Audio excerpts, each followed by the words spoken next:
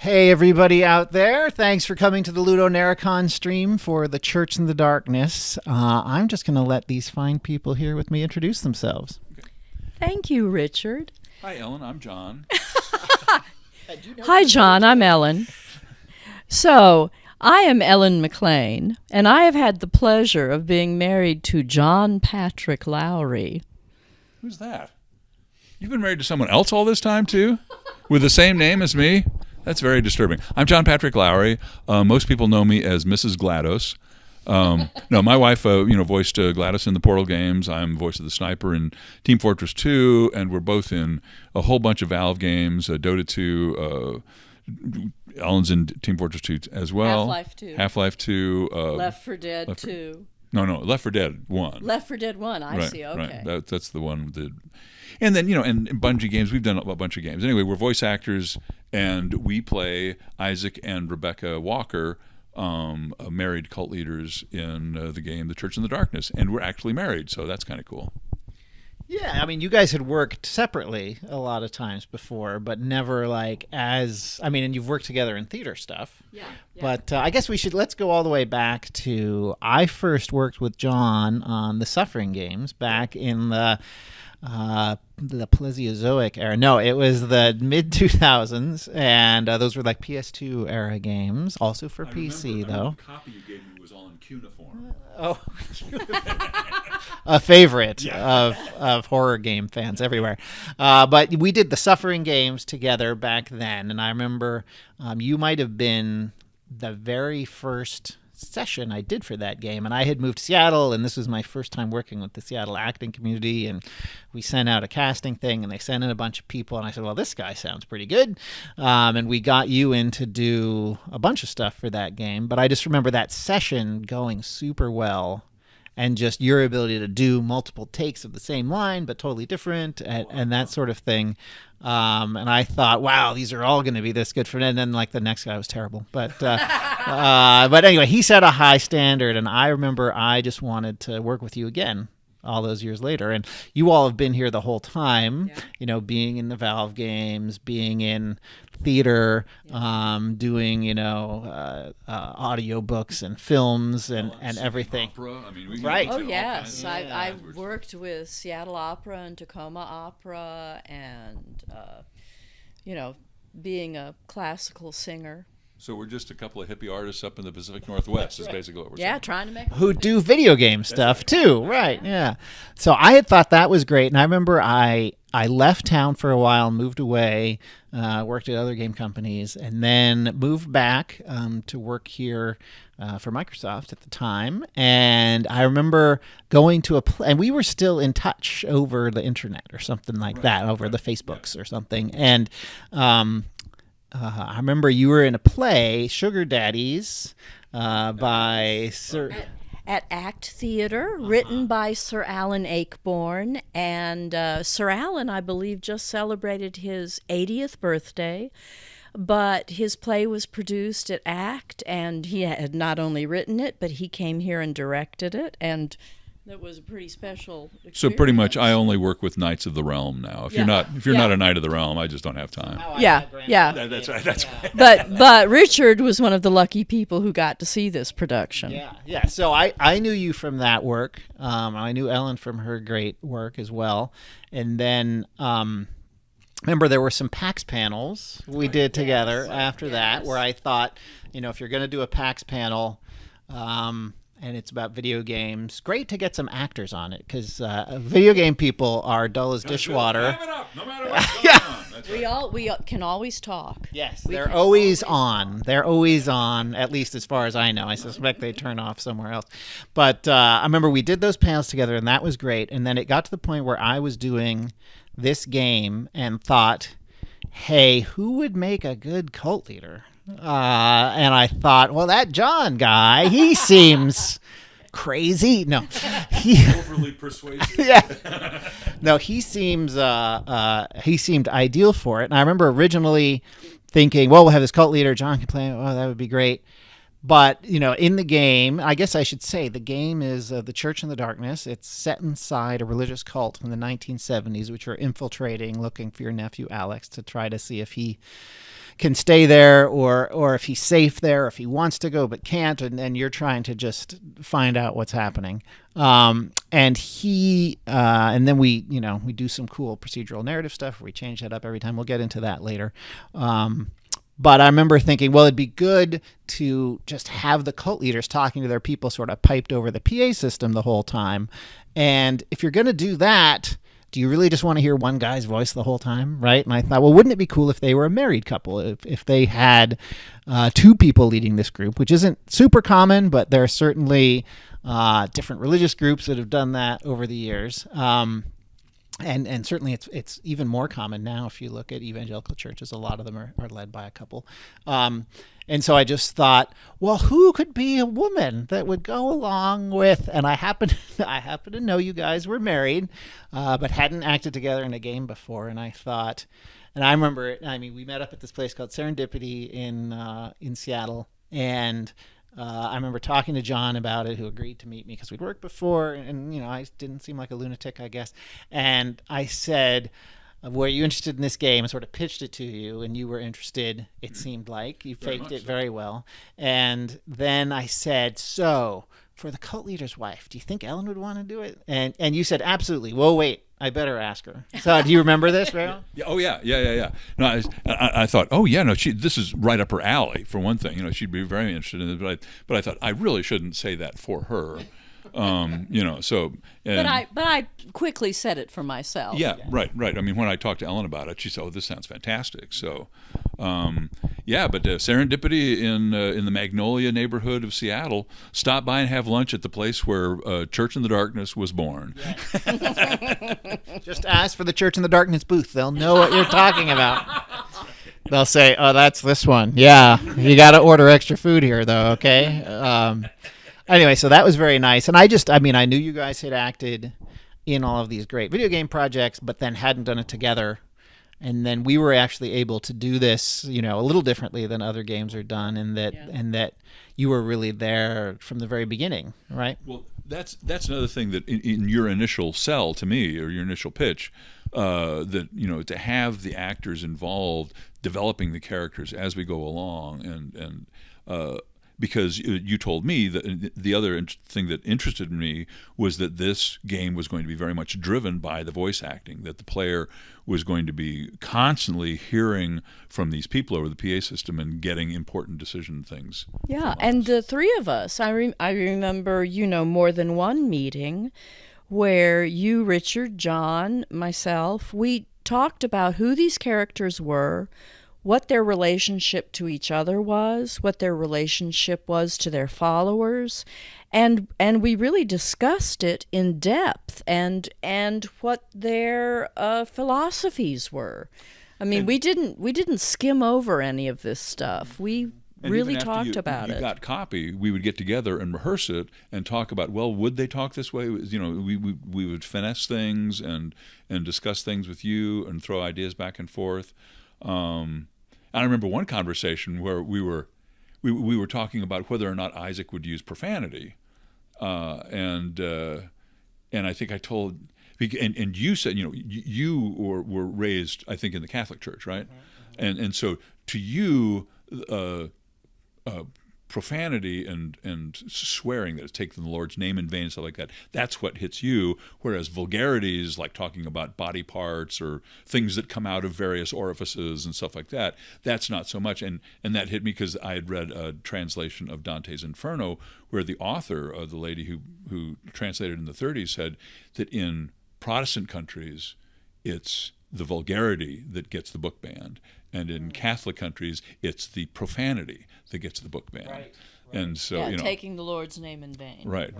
But she had all these demons farting through trumpets and stuff like that, and people in boiling lakes of excrement. Only she translated the vulgar Latin because that's what it was, right. And that, of course, got it banned in Boston and in the United States. But in some place like France, it was the taking the Lord's name in vain kind of thing, and the cursing that upset people. Yeah.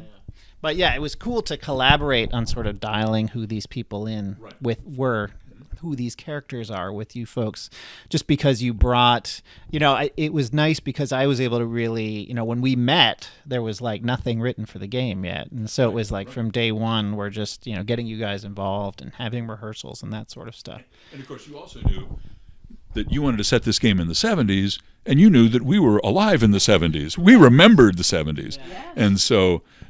And I think there more than once we were able to authenticate something as, oh, no, not in the 70s. That didn't come into use until the 80s or something like that. We were adults in the 70s. Well, we could vote. I don't know if we're adults now then. We may not be. Well, I remember there was one line in particular, when we were doing one of the sessions, and you, John, were playing Isaac, talking about injustices of the U.S., and you said something like, well, it's funny you haven't complained about Kissinger yet. And I said, oh, good idea. And then, because Ellen was doing a session a few weeks later, I think, and I went back and wrote these Kissinger lines, and I remember you reading them going like, well, these are pretty extreme. I was like, well, it was John's idea. Because I mean, in the 70s, Ellen was already a classical singer. In the 70s, I was this hippie revolutionary guitarist. So I mean, I was much closer to this. I mean, I was never in a cult, but I actually lived in a commune for a few days, and I left home when I was 16, and I hitchhiked all over the country, and all kinds of hippie kind of things happened. Right.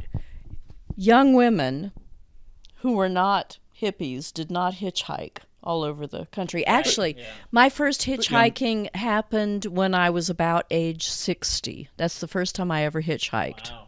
And you lived to tell about it. I did. Oh, but there are plenty of young women hitchhiking, because that's how we would get rides. We would have the woman stand out, and we'd be kind of hanging out someplace else, and so that's right. So all of a sudden their van is full of hippies, and so that worked. Yeah. No, it was great having you guys involved, and we'll get to that in some of the questions we're going to get to later, because we've collected a bunch of questions. I should stay on camera if I know what I'm doing on a stream here. We've gotten a bunch of questions. We'll get some from the chat. If you're watching this later on the loop, sorry we're not responding to the chat anymore, but when we did this live, we're going to see what's on the chat and respond to that. We're also got a bunch of questions that came in from our community, so we're going to get some of those and get them answered here. And so I guess I'm curious, did you, because obviously you guys are known for being in the Valve games, whether it's Half-Life 2 or Portal or Dota 2, like how different did you find working on this project, which is different in many ways? Like, it's an indie game, so it's not as high production value, but also, it's a very different type of game in terms of like tone and subject matter. And I'm just curious, like, how you thought of it as, it's still video games, but how different does it feel?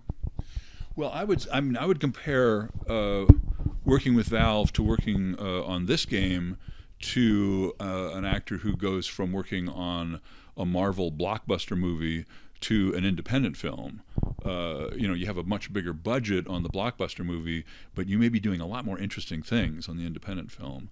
One of the big differences is when Valve hires us, they hire us as hired guns. We come in, they have it all written, and we may not even know what the story is about. We just come in and say the lines.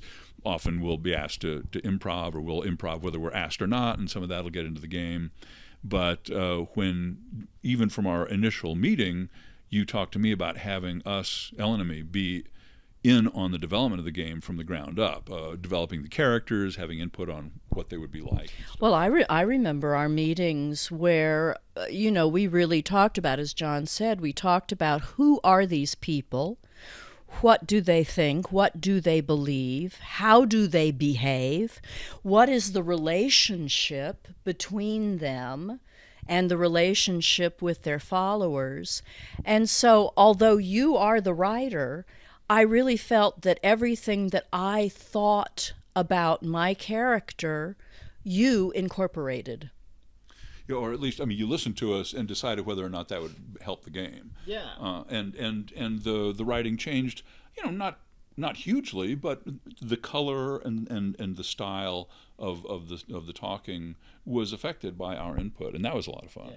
I remember you introduced because we talk about how there's different versions of the group, and we'll get into like how that works a little later, but because there is some procedural narrative going on in the game, and it changes every time you play, but also how, and in some of those scenarios, they're darker than others, like, and what the intentions of these people are, what the ultimate thing they're going to do. And we don't want to spoil that, because the game's not out yet, but I remember you talking about, well, we should really call them apocalyptic versus less apocalyptic, basically, right? And that wasn't a term I was using, and you introduced that, and then I was like, oh, that is the right way to frame it, and sort of went back to thinking about it. I think it's called that in the code, too, at this point.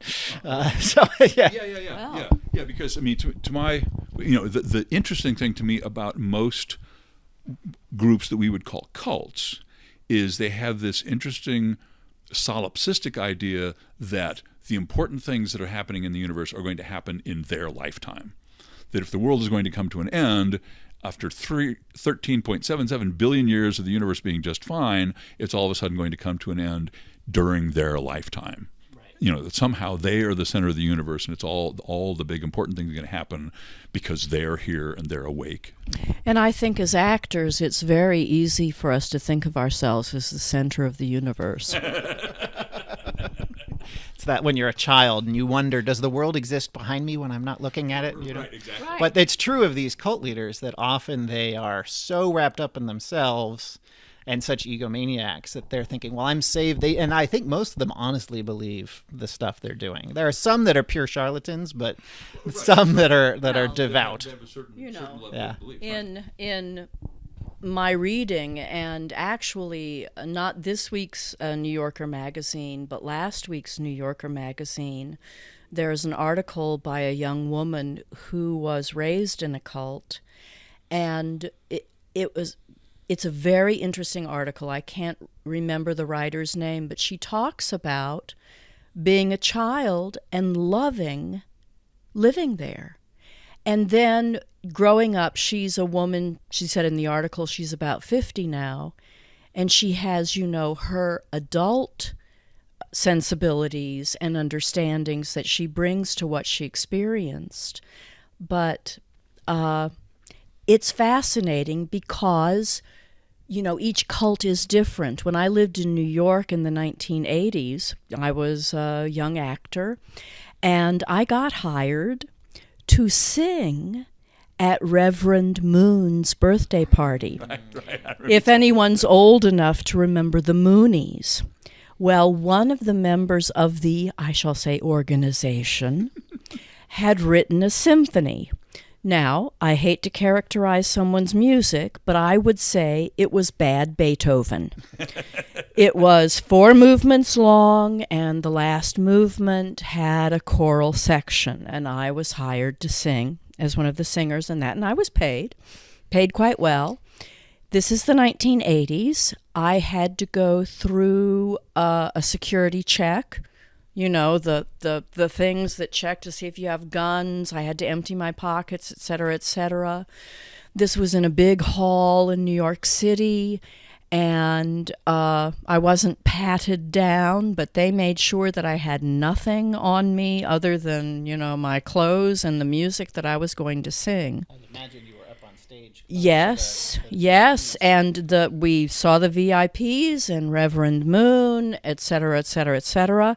And, I got paid to sing for this cult organization. Everybody called it a cult at the time. Yeah. So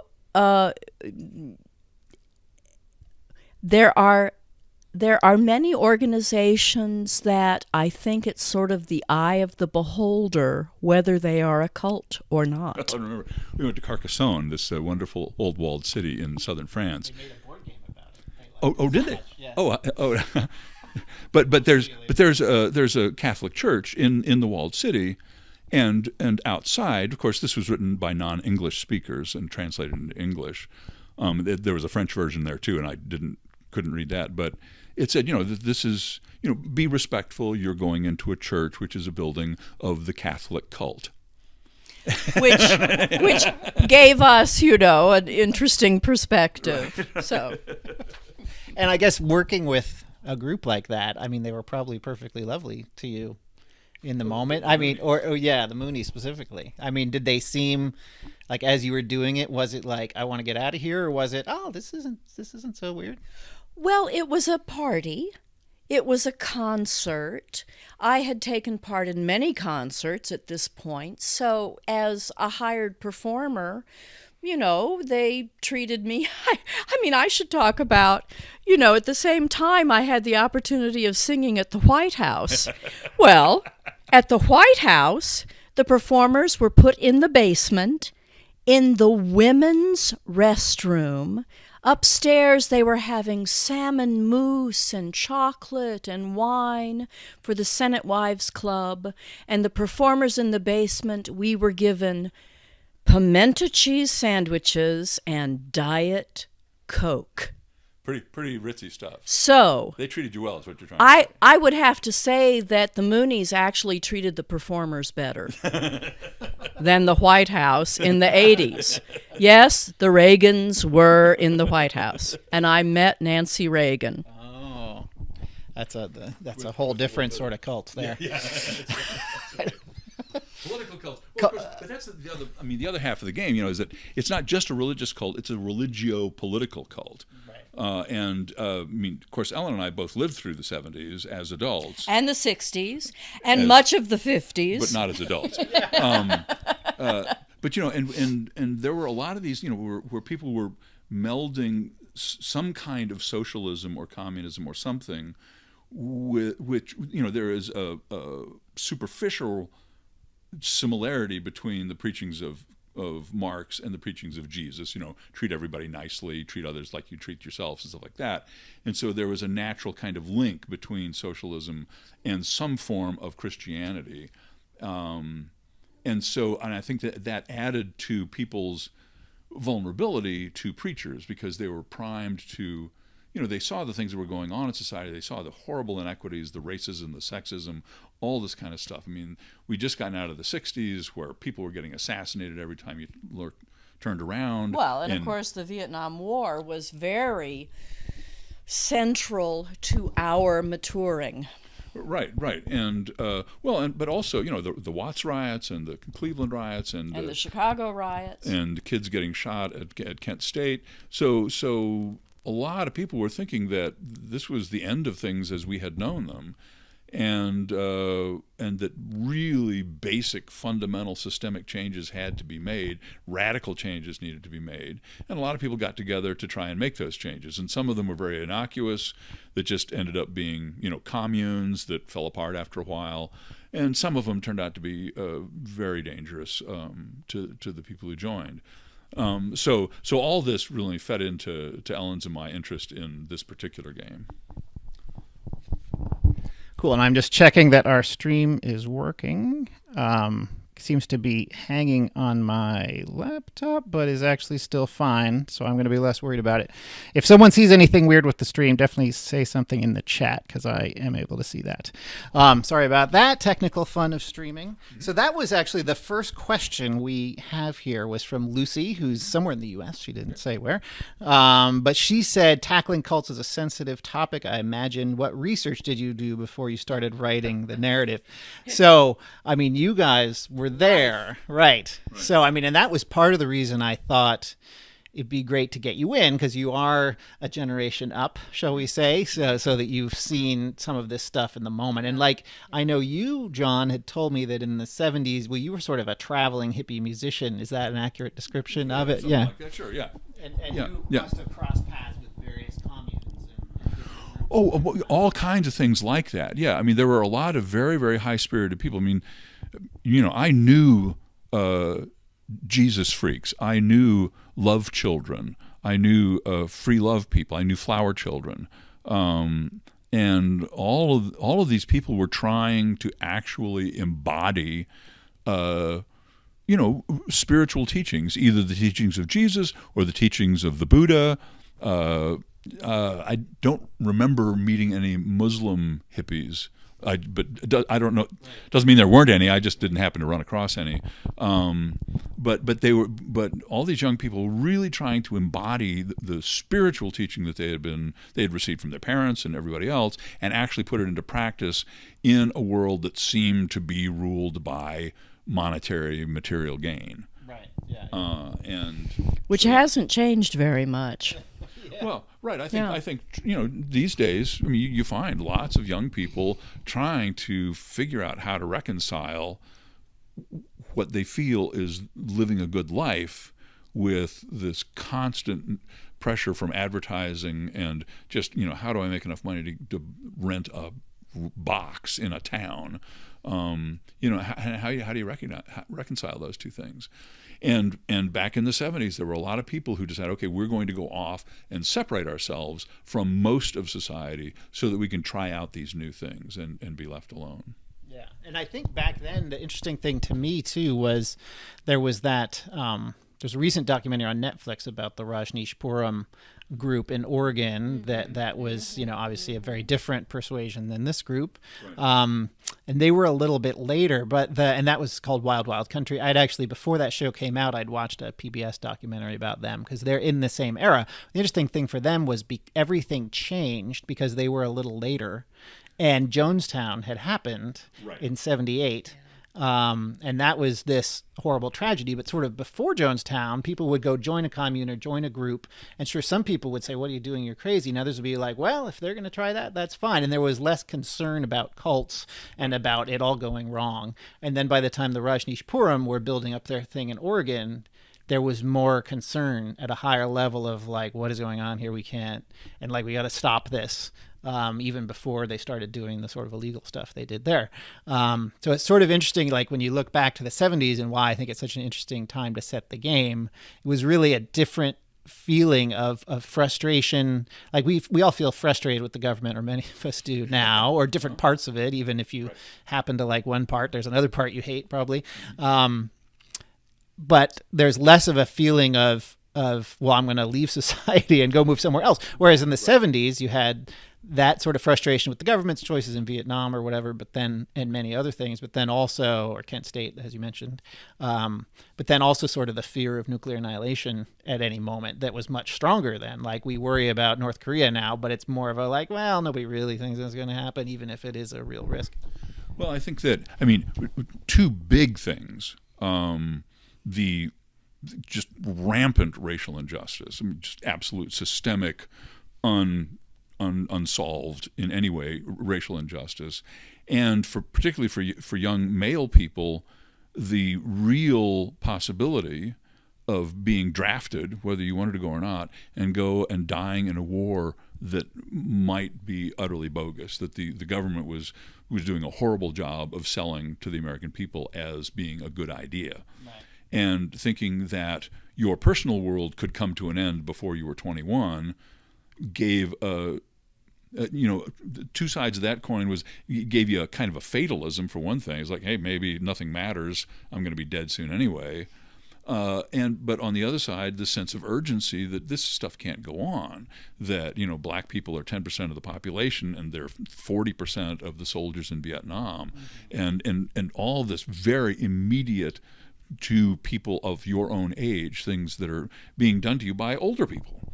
And this added to this idea that the older people didn't know what they were doing and they were going to kill us all. Yeah. I remember, of course, being a young woman, girl, I did not fear being drafted, but friends of mine were. And it was their economics were so important. I remember one friend, when I was in college, could not afford to stay in school. Mm-hmm. If he had been able to afford to stay in school, they couldn't have drafted him. Right. But he couldn't afford to stay in school, and he was drafted. And I don't know what happened to him. Yeah. So all that sort of stuff that we still see today was just much more surface then. Like people Yeah. just knew Yeah. that this was the equation of how you get sent to Vietnam or not, or you have Yeah. a connection somewhere to get a permit or Yeah. it's a thing. And so it's like now the injustices in our society are more happening to someone else. For a lot of us, whereas the draft kind of made it everybody. Right, that's true. That's true. For a lot of people. But also, I think that it's interesting. Linguistically, the term teenager wasn't used until the 1950s. It was a post-World War II term, and this was largely due to progressive and I think very right-minded ideas to outlaw child labor. So really throughout most of human history, humans became adults when they were 13. When they reached puberty, that was it. They were adults. And we decided in our country that let's give children another 5 years of childhood, and so we created teenagers, people who thought of themselves like adults but were having to still obey their parents' rules and stuff like that. And in the 60s was the first time, and I think because of mass media and stuff like that we actually had a generational conversation where the younger generation all of a sudden thought that the older generation was responsible for the ills of the world, and it was the job of the younger generation to stop listening to the older generation and do things differently. Abby Hoffman's book, Don't Trust Anybody Over 30. When I'm 67 now, You wrap around it. We're really untrustworthy. That's right. So yeah. So I guess in terms of just going back to Lucy's question before we go to the next one, the sensitivity, I think having you guys involved helped with that because you'd been there and you'd seen the different sides of this. And for me, whenever I'm doing a game with an antagonist, I don't want to use the term villain, but, and I always try to really see the world through their eyes and why are they doing the thing they're doing and what's their justification. And I think sensitivity comes out of that because if you try to put yourself into someone else's shoes enough, hopefully, unless you're a sociopath, eventually the empathy kicks in and you're like, oh, I see how this and this would lead to this. I mean, obviously there's extreme examples that this may not apply to, but for many people, they're trying to do a good thing. No one And maybe thinks it's of going wrong. themselves as a villain. Right. No one Right. thinks of Yes. themselves Well, as a but villain. to me, that's just good storytelling. Yeah. I mean, we want to be able to identify with the person we disagree with. That gets us much more involved in the story than if they're just bad. Right. And for this game in particular, because the next question we have, they didn't put their name on it, but they said the game says you experience a different cult every time you play. What does that mean? And that basically, we have a procedural storytelling system where each time you play the game, we change up your personality. So Isaac and Rebecca, the two cult leaders, will have somewhat different beliefs each time, which can lead to radically different endings.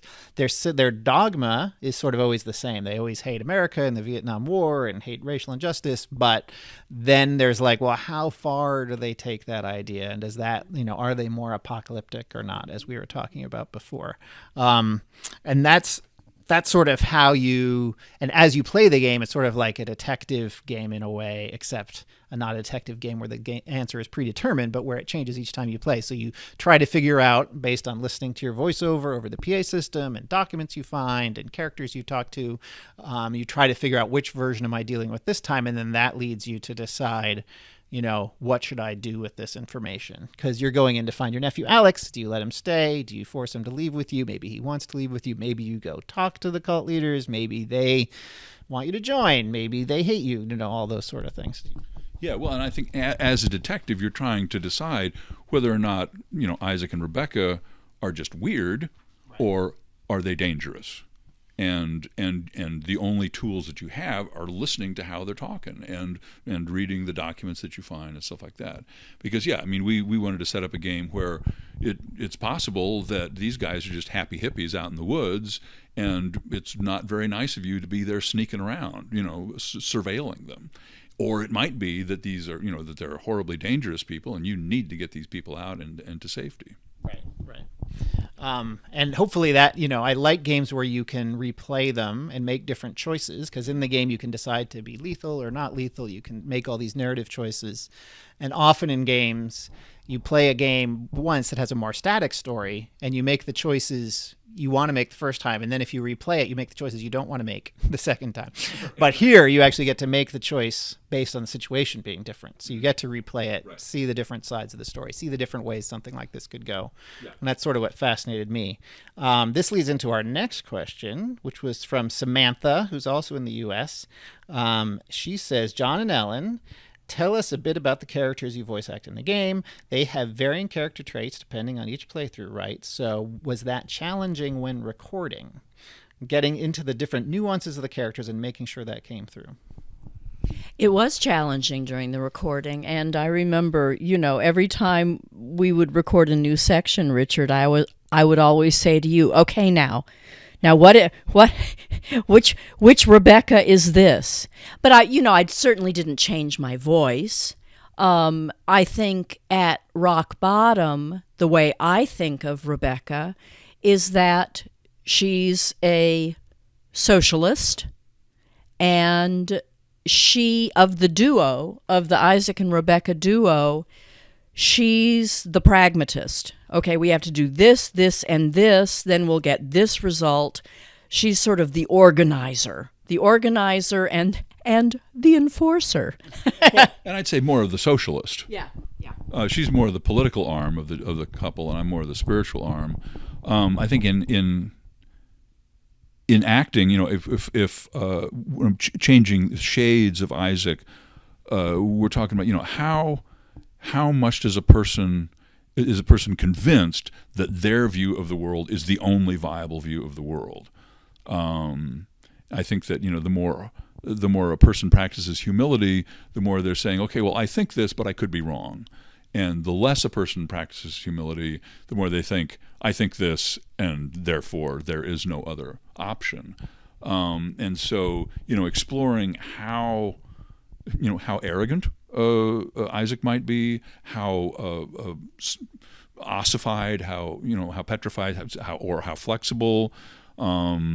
Is he open to other ideas, or is he so convinced with his own internal dialogue that he's found the answer and that's the only answer?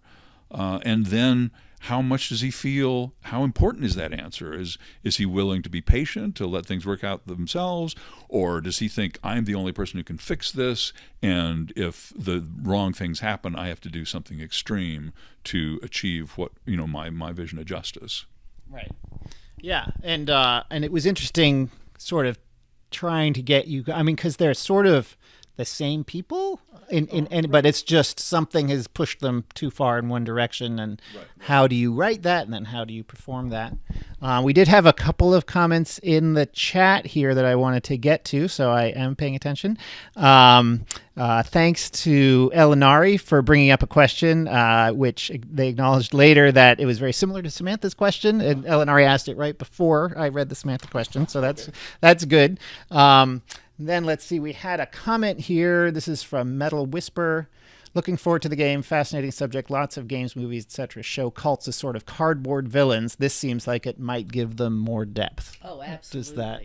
Yeah. Absolutely. Yeah. I remember our recording sessions, and, just simply put, Rebecca went from a real hard ass to having to weep. And it depended on her particular situation in the action of the game at that point. So yes, Rebecca remains the same person, but the events in the game the events that the player chooses will push me one way or another. Right.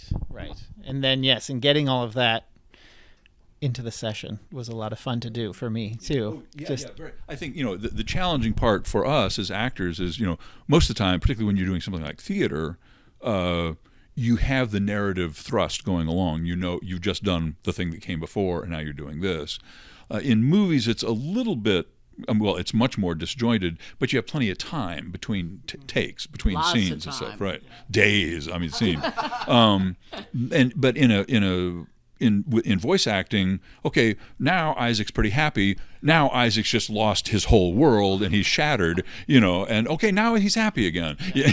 So that's challenging, but it just it calls upon the actor to make sure to take care of themselves. Okay, don't act fast. If you've just finished up lines where you're feeling pretty good and now you're in a devastating scene, give yourself a second, go to that devastated place and be there. Don't try to rush it. And that was yeah. and we had just barely enough time to do that before we ran out of studio time. It was an indie game. I don't need to remind you of that. Yeah. But it's interesting too, bringing up the way you all did the performances and how you have been able to do both theater work and, I've also heard your lovely audiobook work on John's book, Dancing with Eternity. Dances with Eternity. That's with wolves.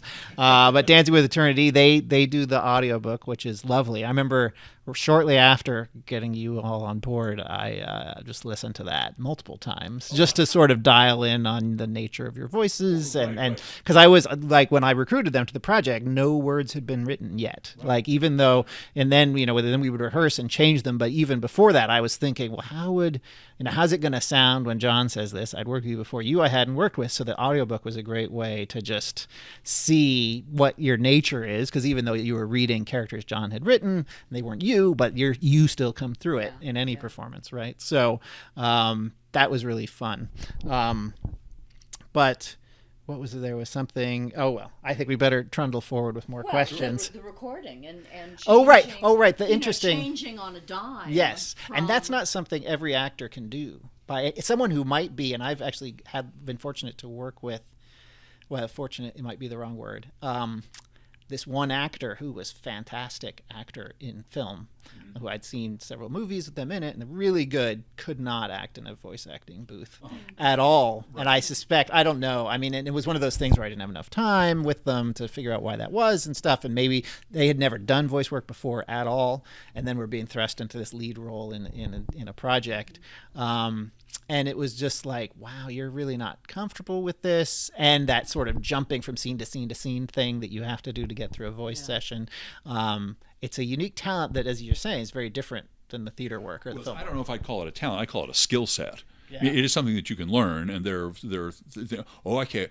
In theater or in film, I can do this, but in voice acting, I can't. I have to stop, take a step back, create the scene in my own mind. They say acting is reacting. In voice acting, there's nothing to react to. Right. You have to create what you're reacting to. Yes, and that's very important. Right. That one's own imagination, you do, as John said, you have to create what you're reacting to. And in all other forms of acting, you not only don't have to create what you're reacting to, you absolutely shouldn't create what you're reacting to. Yeah. You should leave yourself alone and let whatever's going to happen, and then respond to that. Yeah. And so if you don't know, okay, no, it's my job to write the whole movie when I'm in the voice acting booth. Right. Nobody told you that. You say, yeah, I'm a successful actor. I've made movies. I have my toolbox full. Right. Well, in voice acting, there's this one little part of the toolbox that you only fill up when you're voice acting. Yeah. And it's in this project, hopefully, you had the little bit of advantage that you knew each other. And you knew you were the two, and we did those rehearsals where we were all three together, so that you were, when imagining, well, I wonder, because often when you're doing voice work, you don't even know who's playing the other characters. Exactly. You have no. Maybe they show you concept art. Maybe they have a reference line or two. Maybe often not. Right. And for this project, I really wanted to, because I knew, I did theater in high school a long time ago. I'm terrible, but I knew what the process was, and I thought rehearsals. Those are a good idea. Yeah, let's do that. So I like to think that made everything go well for this, or better. Yeah. I mean, it's all work that has to be done. It's just whether or not you want to pay a sound engineer studio time for us to sit there and do it, or do it someplace else, and then that's right. Yeah. Cool. All right, let's go forth to our next question here, and I guess the. Did you find it, like, talking about doing the performances in the booth related to that? Obviously, when you did the work with Valve, it was more comedic stuff. I don't know if you would describe it as comedic. Well, certainly in Team Fortress 2, it was comedic. In Portal 2, it was comedic. Now, Oh, no, there's lots of drama too, but I'm saying that, but there was plenty of comedy. for the actor's motivation, Oh, you should always play comedy as tragedy and yeah, tragedy as comedy. I mean, GLaDOS took everything very seriously. If someone thought it was funny, that is their choice. GLaDOS was deadly serious. Whereas the sniper had a sense of humor, but mostly he had a sense of responsibility, and that his job was a job and stuff like that. Right. And the humor came out of that. But he did have a sense of irony and stuff like that. And in some games, you're just being big and heroic and godlike. I mean, in Dota, all the heroes are supernatural beings. Yeah. And so you're finding a way.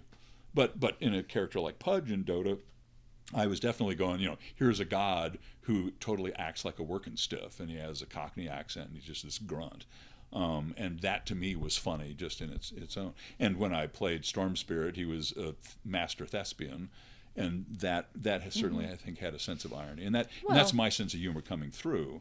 And I don't know if Death Prophet is funny, but I think Death Prophet has actually a physical relationship with death, because she's always talking about how she loves being dead, and she gets mad when she's brought back. So I think, Death Prophet's, physical relationship with death. And that's an irony that's funny. And whereas you don't really write comedies. The Suffering had funny stuff in it, but it was very, very dark, and Church to me is a piece of literature. I mean, it's looking at a complex thing in a complex way. It respects the people in it, and in a commune where everybody's farming and just working manual labor all day, and constantly being indoctrinated by the leaders. One of the dangers of cults is when they lose their sense of humor. If a cult still is fun and funny, then it's probably fine. If it starts getting serious all the time, the Branch Davidians and who were the California cult that all thought that the aliens were coming? Heaven's Gate. Heaven's Gate, right. I mean, that's where you get... Well, that was funny, though, because there's a fantastic podcast I always recommend about Heaven's Gate. It's like 10 episodes, an hour each. Fantastic. If you like podcasts, it's a great thing. But they stayed pretty light-spirited up to the end. If you watch their farewell videos, which are, very disturbing to watch on a level, they're also like, well, I'm going to beam up to the ship. And they kind of knew they were kidding, because they had a lot of Star Trek jokes. And they knew Star Trek wasn't real, but they would always make these weird Star Trek. But they were always smiling and happy about it, but still kind of thought it was funny, but also serious that they were going up to this, get on the Hillbop Comet and fly away. So they're interesting to me because of all the cults I looked at. They're almost the exception in a lot of ways. And they were actually run by a man and woman together. Another rarity. And the woman was sort of the real leader, and then died. She got cancer and died. And then the guy who you saw in the videos at the end was the guy who was left over, who I think was not as smart as she was. And I think she knew it was all kind of fake, and I think he didn't and stuff. And it's, you got to listen to the show to get the nuance. And I always thought they were a weird group that wasn't that interesting until I heard that show. And I'm like, oh my God, these are the most interesting people.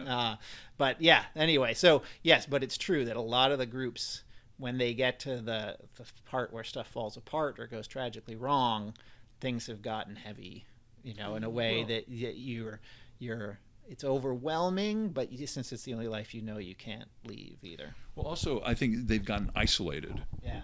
I think that the Heaven's Gate folks right there in Los Angeles, and so they had to know that there were people in there who thought they were nuts for thinking what they thought.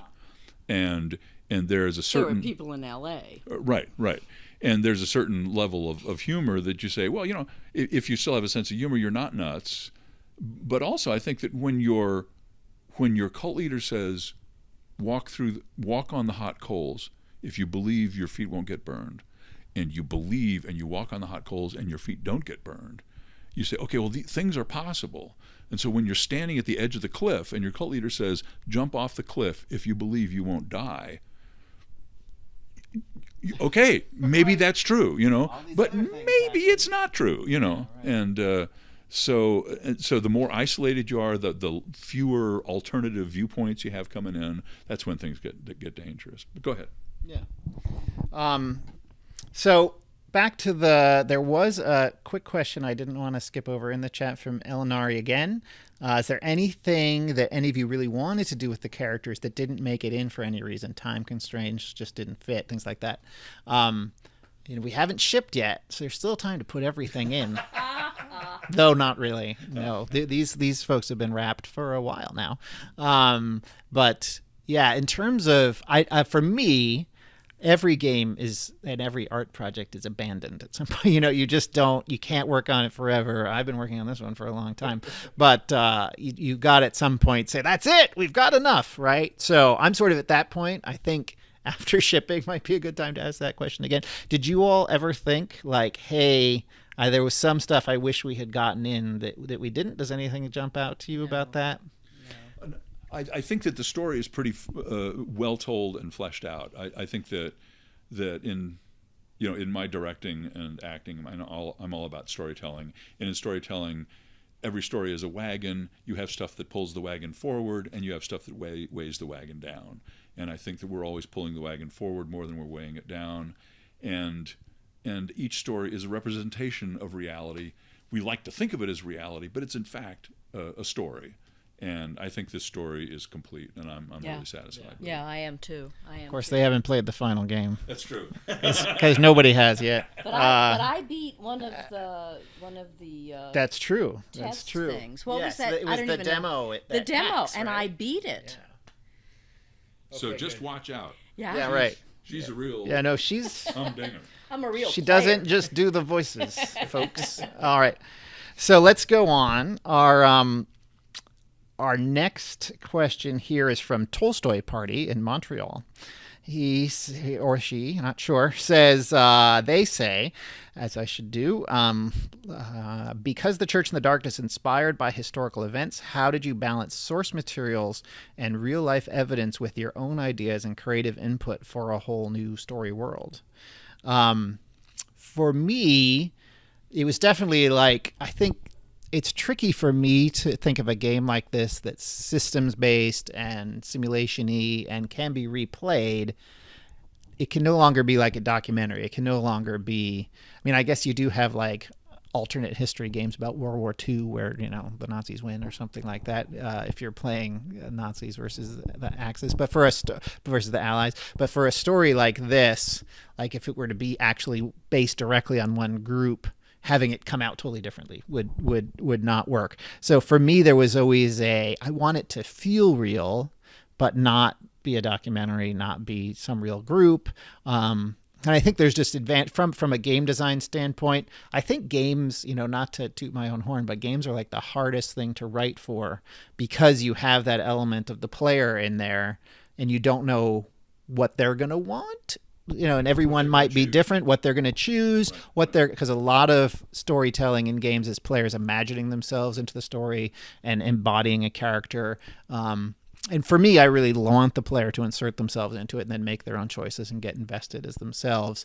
And you kind of have to write it with that in mind the whole way. You can't have it be this character wants to do this very specific thing and they have this emotional breakdown at this point. I mean, certain games do that and do it very well, but for me, I like the ones where it lets me interpret that character and be it. So we looked at the real world evidence and real world groups and pulled elements from them, but then changed it enough to allow it to be a group that could go both ways, right? So we also had the dynamic, events with the cult could be more apocalyptic or less apocalyptic. And there are more than just two choices to the cult too. I should say that because sometimes Rebecca and Isaac do not agree, and other things can happen. So there's more than just two versions, but the group has to be created so that you can believe that Isaac could be a good guy or a bad guy. Right. And some cults you would show up and it's like clear from day one, like this guy's crossed the line, no question about it. So this was very much written to be in that gray area. Like another thing, there's children in the cult, but not in the game. And we have because it's a game where you can kill anyone at any time because it's simulation-y. And I didn't want to have you shooting kids. And it's hard to get past whenever you think of great tragedies. As soon as children are involved, it's very hard to forgive someone putting kids in jeopardy in some way. So in the game, they have children, but they've been sent away to a special camp for this summer program while you don't know what's going on in the cult group that you're with. So, I mean, that was another way to keep the Isaac and Rebecca more potentially sympathetic. Yeah. Well, and I also think that we can only stand so much drama in a game, and I mean, you could say have a game about human trafficking of children. That would just be so dark. I don't know that if anyone could take it, unless it was just turned into a melodrama where the bad guys are the bad guys and you just blew them all away and stuff like that. But we were looking for a game where the player really was the driving force of the story and deciding how the story was going to turn out. And I mean, I was more comfortable that no, it's just adults here, and we're going to work our problems out while the kids are someplace safe. Right. Yeah. And I guess Tolstoy Party's follow-up was, furthermore, how did you make narrative choices between exposition and letting the player discover or come to their own conclusions about the world? It is a game where you start out with a character selector and get to choose a man or woman or various ethnicities, and then the player character never talks. So it's one of those games, which I know some people like those, some people don't. I like them because, again, it's part of you putting into it, and you still get to go talk and have conversations with people and ask them things, but you don't ever actually voice words as the player. And that was part of, again, letting the player come to their own conclusions, because their own character really is a vessel for them to go in and decide what they think and make choices about what they think. And then, there were the choices we talked about before of letting you play the whole time too, of just the world, the narrative is happening around you. You're really entering this world of the Collective Justice Mission, which is the name of the cult, and seeing how they live by being among them. And it has a real, I hope, sense of place. That's certainly the goal, is just to let you feel this really feels like what these people would have and how they'd be running their operations. And the fact that they're talking over the PA system the whole time is based on groups that do that sort of thing. It's not just made up as a video game contrivance, though I do love those in other games. Here it was, again, trying to just make the whole thing feel believable. So let's go on. Oh, go ahead. We had a question about the music, right? Yeah, coming up. That's actually a great question. Because it kind of leads we have a from question that. from, I don't know how you pronounce it, but it's Peter, perhaps, from Krakow, Poland, or Piotr. My Polish is non-existent. He says, I liked the song I heard from the game. How were the songs written, and how did you get them to fit the 70s? So I'll just give, before y'all launch into it, I knew that you all had this musical background and thought, well, I would really be missing a bet if I didn't get some music in the game from these people. So you want to talk about how that was? Yeah. Oh, okay, me first? Okay. Yeah. So, I mean, and we talked about it. We first thought about maybe just a song, but then we were thinking, well, we have several stories and several endings. Maybe we ought to have several songs. And your idea was to have some actual existing old-timey church songs, gospel kind of things, that maybe Appalachian church music, that kind of thing. And I said, well, I'm a composer, and so, and a guitarist, and I can write some stuff for us. And I lived through that time. I knew, it's in my blood, the kind of music that was being written in the 70s.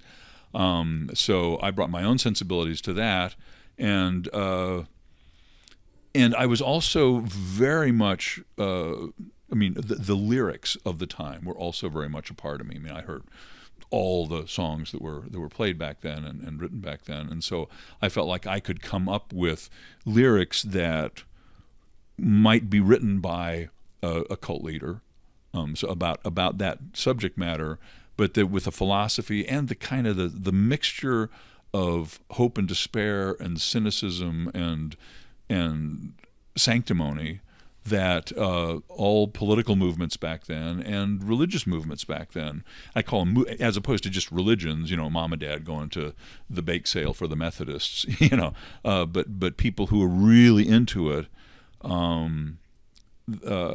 would have. And so I think that a great comment, somebody writing about the game said that, this song comes over the PA system like, your mom and dad playing in the living room or something, and it's this sweet song, and all of a sudden this horrible thing happens, and it's a great juxtaposition. And and that to me is great. I mean, if it sounds like it was written by people who were alive in the 70s, it's because it was written by a person who was alive in the 70s. Did you have anything to add to that? Well,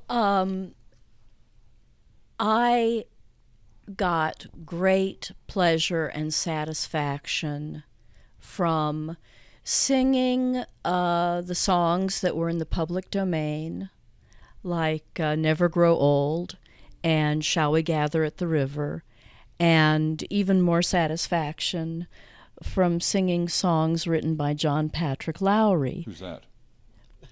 Because he is having an affair. He is a wonderful composer, and he writes brilliant songs, and he is also a brilliant lyricist, in my opinion. So buy this game because it has music in it written by someone whose wife likes him. That's true. Well, you guys have been, working together in different things for some years and still like each other. I mean, that deserves some money in the tip jar, I think. So, no, I remember, hearing that first song you sent and just loving it and thinking, let's do more of these. And it really, I'm a fan of, I set the game in the 70s because I like the 70s. I don't like the 80s at all for some reason, which is where I was a teenager. But in the 70s, like music from the 70s and stuff. And I remember that first song really sounded like the band Traffic to me, which I don't know if you ever listened to them back in the day. And I thought, this sounds so much like that John Barleycorn Must Die album. And then the interesting thing was, as you did other songs, they were so different. Because and you really got it in terms of, because originally I thought, he'll write some songs and I'll work on the lyrics with him, but you just did the whole package and sent it to me. I'm like, nope, that's good to go. And I think as an indie developer, you don't have time to do everything. And if you find someone on your team can do a thing, you just let them do it. So it was just great to see you do that. And then that Traffic song. And then if you all watch if you're watching Ludonarracon, we have the stream of gameplay. And when Jeffrey was playing earlier in the stream, the song came up, the working song, which is the one I get the most compliments about, because in addition to, we've got songs that play at the end of the game, but then there's also the songs that play during the game, and those change based on the group. The working song is just this very positive, upbeat, not a Traffic song by any means, but fits that period of I don't want to say it's bad. And it's not bad, but it's just so earnest that it's bad in a way. It's kind of a Jesus freak song, an Up With People song, Up With People. Right, oh, right. Up With People. I'm sure no one remembers Up With People. Hopefully no one remembers. But it is definitely an Up With People song. But when we started talking about me writing several songs, I just didn't want to write several of the same song. And so I was constantly looking for, as a storyteller, what is consonant with a story, that is what fits right in seamlessly with the story, and what is kind of jarring in the story and makes you look at the story from a different point of view. Now, I want people to go to the internet and explore Up With People, because Up With People, was Up With People a cult? That is my question to all of you listening to us. Up With People. It was a show. Oh, go ahead. Up With People was a singing group in the 70s, late 60s, 70s, that there were several groups all around the country. They toured the world. They were primarily white, and they were so positive. Up with people. And that's all that we need to hear. People whenever right. you go. So thank you. No. Let me finish. Okay, all right. But when you were in this group, you were paid nothing. You were working all the time. You were performing all the time. You were touring all the time. You were paid nothing, and you were proselytizing. So, was Up With People a cult? Well, just let me say that the reason that Up With People came into existence, it was a business reaction to all of the popular music of the time that said that society was was bad, horrible things were happening. I mean, there was a real apocalyptic feeling in the late 60s and early 70s after JFK got assassinated, Robert Kennedy got assassinated, Martin Luther King got assassinated. People were dying in the streets, riots everywhere, and a lot of the music industry, the youth music industry, was publishing music that was really taking on these issues. And so this business person got in his head, or her head, or whose ever head, if we put together a bunch of young people that are clean and nice and say everything is fine, that will make a lot of money. And it did make a lot of money for them. Sort of the 70s cult version of the Monkees. Basically. Yeah. So, yeah. It's a show choir. Yeah. So they all fit. If you guys want to hear that Up With People style song, it is in the stream we did earlier. And that'll loop with this later as part of the Ludonarracon. So let's get to the last few of these here. We had Jamie from Hartford said that he loved The Suffering. What did John do in The Suffering? How much like The Suffering is church? Very, very, very different. I think, for one thing, The Suffering deals with the supernatural. Or, there's this rift in the time-space continuum that lets ghosts into the prison. Am I recalling that correctly? Yeah, sort of. And we never really explained that. Right. And all of the characters in the game are prisoners, and they're all horrible. I mean, they're all like murderers and stuff like that. And so, I mean, that story was interesting to me too, and a lot of fun for me because it had a whole bunch of people that you wouldn't want to spend any time with, trapped in a place where horrible things were happening to them, and how do they deal with that? Whereas Church, Isaac and Rebecca, I think, are both appealing characters in many ways, and they're trying to do good in the world, and so it's. I mean, The Suffering was just zany bad guys, horrible guys dealing with ghosts and demons and goblins and stuff, whereas Church is really people dealing with real world problems, and the player really getting to be a real world detective, and being in these police situations where do I pull my gun, do I not pull my gun. So do you remember playing Sergei, who was a stoned prison guard, right? Who was he was nice. I wanted to hang out with him. Well, yeah. Yeah, prison guards are nice people. I mean, But he was, because he right. was off, self-medicating. That's true, but we can't really say that Sergei was dealing with real-life problems.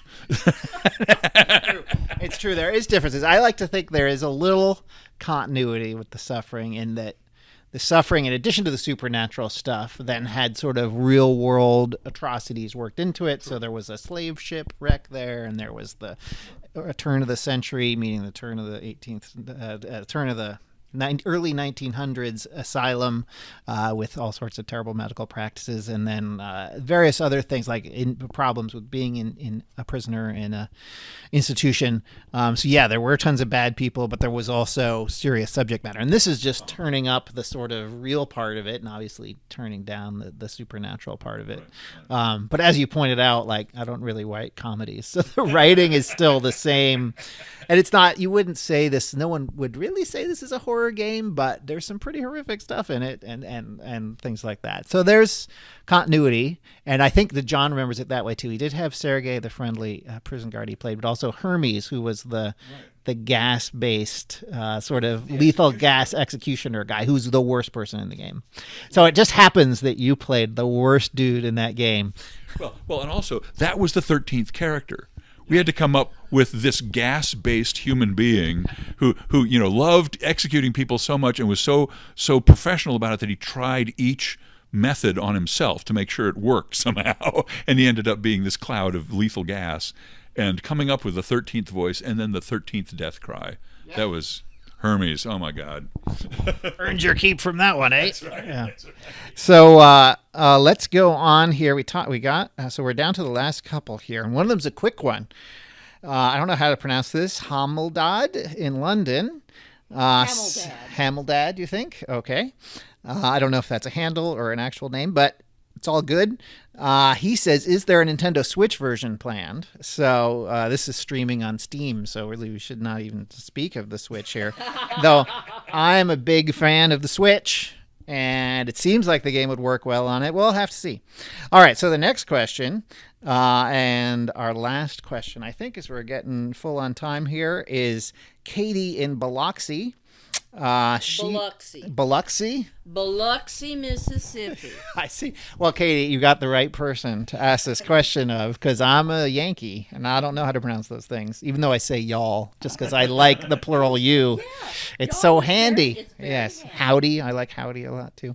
Anyway, the question from Katie is, what would GLaDOS, am I pronouncing that right? Yes. Okay. Whew. What would GLaDOS think of the cult town in The Church in the Darkness? Many test subjects. Katie, I'm from Nashville, Tennessee, so I was very happy to see that you're from Biloxi, and I know it's pronounced Biloxi. Biloxi. Good grief. Well, my question is, how many syllables are there in Mississippi? Well, that was one of the first words I learned how to spell. Mississippi. And I was so proud of myself because Mississippi is so long. But GLaDOS would just see the, denizens of Freedom Town as test subjects. What else? And I think that's kind of the way Isaac and Rebecca see them. yes, test subjects. I don't know. I feel like all good cult leaders, they're all their children. Right. They all need to be saved, and they're the only person looking out for them. And if they can't be there to save them, who will? And what should happen to them anyway? So we won't get into that. Don't want to spoil too much. But that's the end of our questions. Thanks, everyone who asked stuff in the chat as well. This has been lovely. Is there anything you all want to add before we sign off? Well, I can't wait to play the game myself. And, yeah, I know, I beat the demo, the full game. And I'm very excited about the game being, shipped soon. And I have to say that all of the work was very satisfying to this actor, to me. It was very satisfying work, getting to say his words, getting to sing his music. So, thank you. And thank you guys for doing this. We had a last comment from Elinari where they say it all comes down to for science. Yes. So thanks everyone for coming. The game is coming out later this year, summerish. I don't know. We're not announcing that yet. But we do have the other gameplay stream you can do to check out that, or just go watch the trailers. They did lovely work in the first trailer we did, and we've got another trailer with their voices in it that's not quite done yet. I should be working on it now. So we're going to go. That's for you, Suzanne, in case you're listening. So we're going to go now. Thanks a lot. This should loop right after this. If not, we'll kick it and then get it to loop a bit, and we'll have the gameplay trailer too. And thanks for coming to Ludonarracon. Check out the other games in there too. Lots of cool stuff. And it's been lovely. Yeah. Yeah. Thanks. Game on. Thanks, everybody.